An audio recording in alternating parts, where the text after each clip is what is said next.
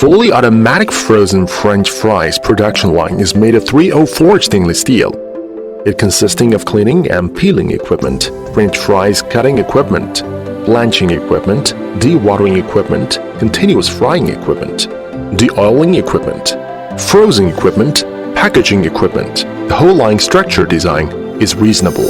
The process is well-made, safe, reliable, and high-efficient. Potatoes are cleaned and peeled by peeling machine and cut into French fries by the cutting machine.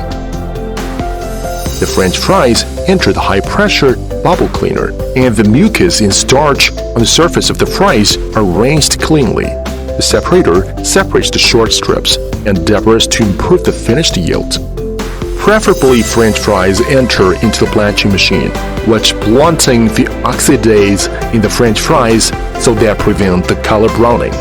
After vibrating the watering machine, flipping the air dryer, and it can remove water on the surface of the French fries. The watering French fries enter into the continuous frying equipment, which using the upper and lower double-layer mesh belt transmission.